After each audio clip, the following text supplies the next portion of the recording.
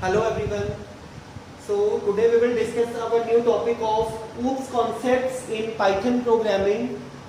Before starting with our new topic, I want to tell you that I have given number of lectures on my YouTube channel and I want all of you please subscribe my channel so that I came to know that you all are watching my channel. So our today's lecture is OOPS concepts in Python programming. As we all have done this OOPS concept, that is class, object, abstraction, encapsulation, inheritance and polymorphism. So these are the all OOPS concept. I will give you the overview of all these concepts before starting with the Python programming, before starting the OOPS concept using various OOPS concept in this Python programming. So first one is a class. So class can be defined as a blueprint which can be followed by a object. So class may have a multiple objects, like if we are using a class. So for example, we have a class with attributes and functions. So in particular class we have a attribute and function. So attribute and function consist of a class. An object will also have the different attribute and different functions. What are the attributes in class? Attributes can be defined as a data. The data which we are using, the data in a class is known as the attributes, and the functions can be used as an activity.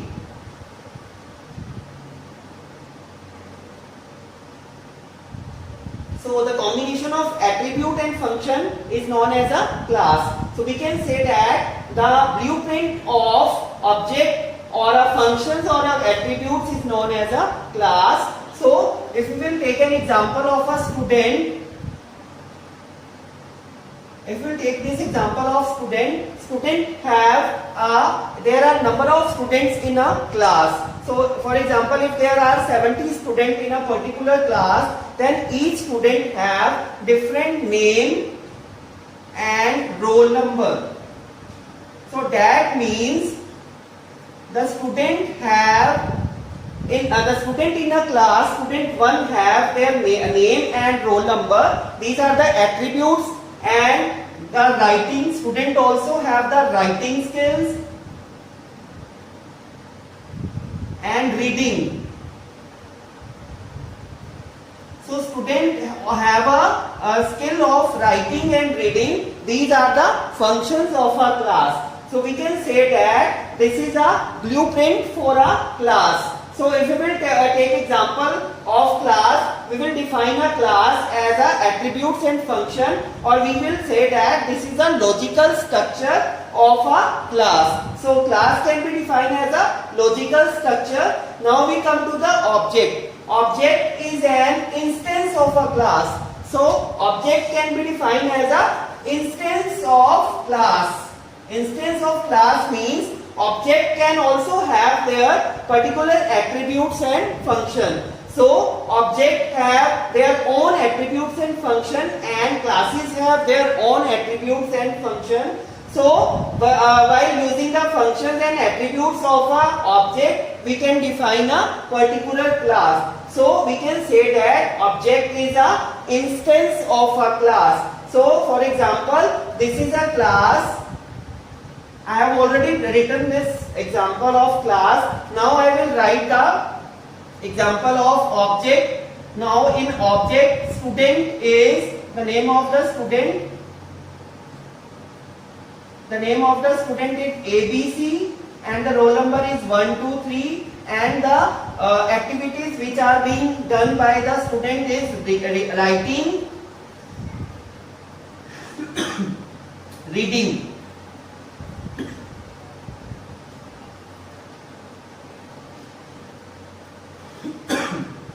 So we can say that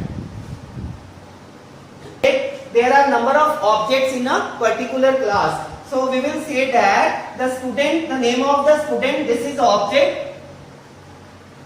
So object is a physical entity and class class is a logical structure. So as a logical structure, I have written the blueprint of the student here, and now it comes a physical entity. What are the physical entity? Now I am talking about the student. There are 70 students in a class, and the name of the first student, the roll number of the first student, and the activities writing and reading which are being done by the student 1. This is a instance of a class. So this is the first instance of a class. So we can say that object is an instance of a class. So then it comes a abstraction. So abstraction means hiding the implementation detail and showing the essential features. So for example, if we have downloaded any software from the Play Store, or we have downloaded any file from the Play Store, and now we have to install that particular file in our computer or a laptop. So we have a file with the name .exe with extension. So this shows that this abstraction, this is also showing the essential details without showing the implementation details. So this is only showing the exe file. We just have to click on this exe file and the software will be installed in our computer. We know about this software, but we don't know how many files are there being in this software and how this software is maintained. So it is just showing the implementation details to us, and without showing us the essential details. So without going to the essential detail, we are just using the implementation of this software that are being installed in our laptop or a computer. That means a abstraction. We are just using the essential detail without showing the implementation data. So we don't know how this software is made, how many files are being used in this software. We are just using the essential details. This is known as a abstraction. So now we'll come to the next point, that is a encapsulation. Now encapsulation in data and function is being wrapping up in a single entity, SIN. So while we are wrapping this data and function in a single entity is known as a encapsulation. Now in encapsulation we have a 3 access specifier. The access is private, protected and public. So public access specifier means we have data and functions, and that data and functions can be used by any access specifier. Any function or any variable can use the data and function is known as a public. So this can be accessed by any class or any function. Means public access specifier. So now it comes a protected. Protected means the access specifiers can only be used by only one class that is declared. So it can be used by only one class that can be declared is known as a protected. Now it comes a private. Private means only one class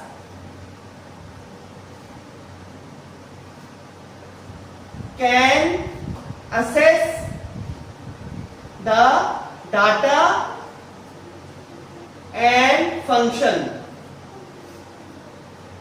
So this is the main difference between these 3 access specifiers: private, protected and public. So now we will came to our next point, that is inheritance. This is also a very good concept of OOPS in Python programming. So inheritance, there comes a child class can use the properties of the parent class, or a child class can inherit the properties of a parent class. Now we have an example of this child and a parent class. So in child class we are using attributes and functions, and then it comes a parent class. They are also using the different attributes and functions. So this child class will use all the inherit function of the parent class, or we will also say that this is a derived class and this is a base class. So this base class will use the inherit functions of the parent class. This is known as a inheritance. So we can say that inheritance can be defined as a single level inheritance, multi-level inheritance, or multiple inheritance. So these are the three types. This point is a polymorphism. Polymorphism means we are using the same methods in different content. Same method means if we are using a arithmetical operations and we are using this addition sign, so we want to add x and y. And in this also we will only write the blank place in the addition. So this means that we are doing the arithmetical operation and we are using the addition in this polymorphism. This means we are using a addition in x plus y, and this means also we are using the same addition sign in this also. So that is we are using the same method of plus arithmetic operation in the different string or contents. So this is an integer and this is a string. So string may be a number of characters, number of alphabet. So we are using the same addition method in arithmetical operation by using the arithmetic operation in this string also and this integer also. So this is known as we are using a same method in different contents is known as a polymorphism. So with this we will complete our today's lecture. I hope you all will read many things from this lecture and learn many more things from this lecture, and I want you all to please subscribe my channel. Be safe and stay home. Thank you.